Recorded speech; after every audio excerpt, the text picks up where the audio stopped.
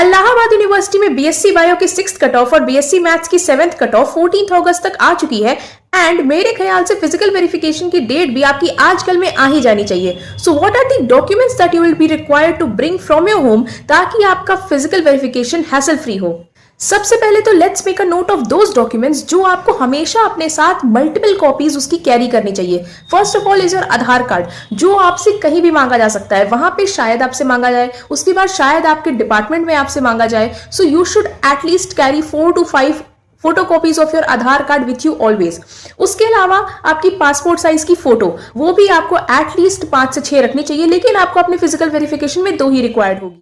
Next comes the things that you get from your school, that is your 10th की marksheet, your 12th की marksheet, your TC और migration certificate, दोनों में से कोई एक होना चाहिए, and your character certificate from your school. ये जो 4 डॉक्यूमेंट्स मैंने बताए, 10th और 12th की मार्कशीट तो आपके पास ओरिजिनल रहेगी, आपको उसकी फोटो कॉपी सबमिट करनी है, लेकिन आपका जो TC और माइग्रेशन है एंड आपका जो कैरेक्टर सर्टिफिकेट है वो आपका ओरिजिनल कॉपी यूनिवर्सिटी में सबमिट हो जाएगा and you will not get it back.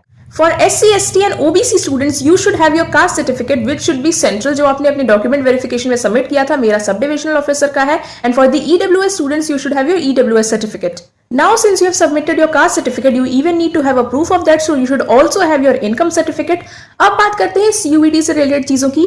CUET का जो आपका एडमिट कार्ड था, आपका एडमिट कार्ड की एक फोटोकॉपी चाहिए, उसके बाद आपका स्कोर कार्ड जो आया उसकी एक फोटोकॉपी चाहिए, उसके बाद इलाहाबाद यूनिवर्सिटी में जब आपने एडमिशन लिया था तो आपका जो एडमिशन फॉर्म था जो आपको पूरा फिल करके मिला था कि मैंने एडमिशन लिया है, and then you get a receipt of that, आपको उसकी एक फोटोकॉपी चाहिए।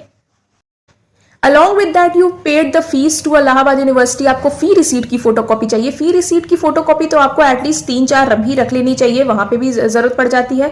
Along with that, you need a reporting form. Reporting form now मैं यहाँ पे आपको दिखा दूंगी। रिपोर्टिंग फॉर्म आपकी यूनिवर्सिटी आपको इशू करती है। पिछले साल हमारा अलग था, इस साल आपका अलग हो सकता है। रिपोर्टिंग फॉर्म में आपको मेजर माइनर सेलेक्ट करके फिल करना होता है। आप घर से भी फिल करके ले जा सकते हैं, आप वहां भी फिल कर सकते हैं, but make sure that you do not fill the space which is written that it has to be for office purpose. For office the people of the office are going to write their remarks there, आपको वो जगह fill नहीं करनी है।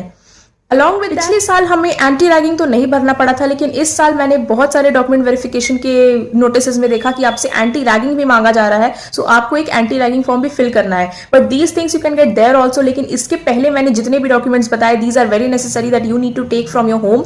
तो इसको अच्छे से बैग में पैक कर लेना so that you do not have to panic there. If you need any other information regarding your physical verification, you can tell me in the comments and I will try to reply them as soon as possible. Subscribe करना मत भूलना। Bye bye.